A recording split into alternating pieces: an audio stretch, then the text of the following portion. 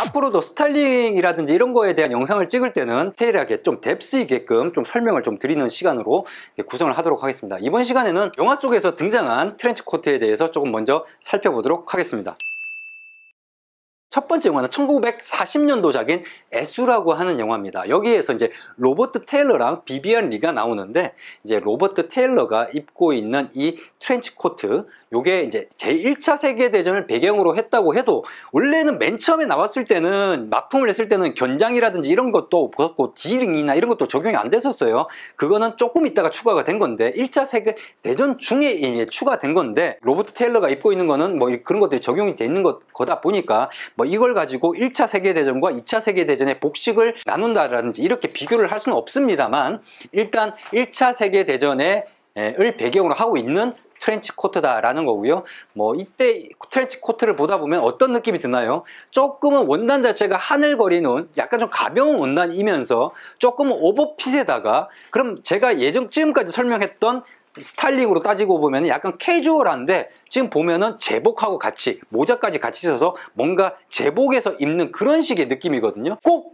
그렇다고 오버핏이라고 해서 제복에 어울리지 않는다라는 건 아닙니다만은, 이렇게 입으면 어떤 느낌이 드느냐, 글쎄 저만의 생각인지 모르겠습니다만은 좀 아재삘이 난다, 조금 노티가 난다, 조금 너무 예스럽다, 이런 느낌이 나서 저는 그렇게 입기보다는 현대적으로 조금 다가갔을 때는 조금 딱 떨어지는 핏의 그런 식으로 입는 게 낫고, 이런 식으로 적용을 시킬 때는 오히려 캐주얼에 적용시키는 게 더 낫다라고 이렇게 얘기를 드렸던 겁니다.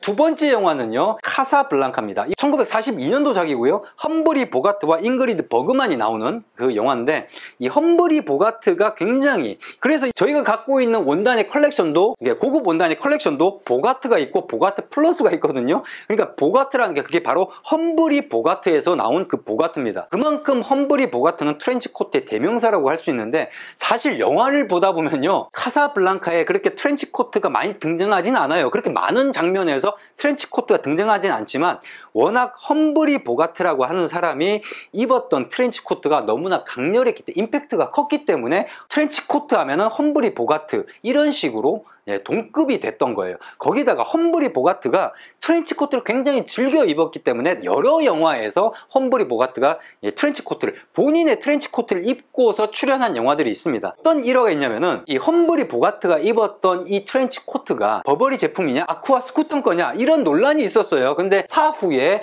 아들이 그거에 대한 진실을 밝혔죠. 아쿠아 스쿠턴 거다. 지금까지 트렌치 코트 설명할 때 항상 이 두 가지가 나오냐, 이 두 회사가 합작해서 처음에 납품한 게 트렌치 코트의 복식, 역사의 시작이었기 때문이죠. 뭐 사실 이것도 뭐 설이긴 하지만은, 저는 그렇게 얘기를 했습니다만은 설입니다.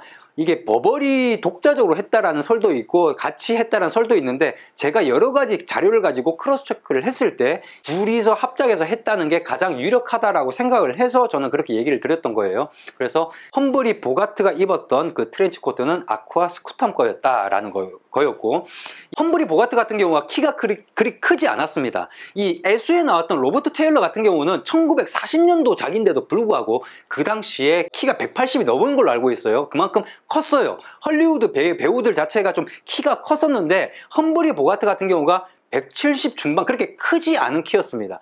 그럼에도 불구하고 트렌치 코트를 가지고 롱으로 입으면서 무릎 밑까지 입었던 이런 것들, 그래서 제가 이런 인상들이 너무나 강해서 키가 그렇게 크지 않으신 분들은 이게 롱으로 입어도 조금은 무릎 위에 적용을 시켜서 입는 게 더 낫다라고 이렇게 얘기를 하는 거고, 캐주얼하게 입을 때는 롱으로 입어도 상관없습니다. 길게 입어도. 왜? 하늘하늘 거리고 보통 열고 다니는 경우들이 많이 있기 때문에, 그래서 그런 것들을 좀 참조해 보시라고 제가 이렇게 보여드린 거고, 그렇지만은 애수란 영화든지 카사블랑카라는 영화에 등장하는 어떤 트렌치 코트의 핏이라든지 어떤 뭐 그런 것들은 개인적으로는 좀 적용하고 싶지가 않습니다. 캐주얼이라면 몰라도 수트에다 적용을 하면은 좀 너무 노티 날 가능성이 크다. 물론 스타일링을 잘 하시는 분들이 그렇게 입어도 멋스럽게 연출하시는 분들도 계시죠. 자칫 잘못하면 그렇게 될 수가 있기 때문에 그런 얘기를 드렸던 겁니다. 이번 영상은 여기까지입니다.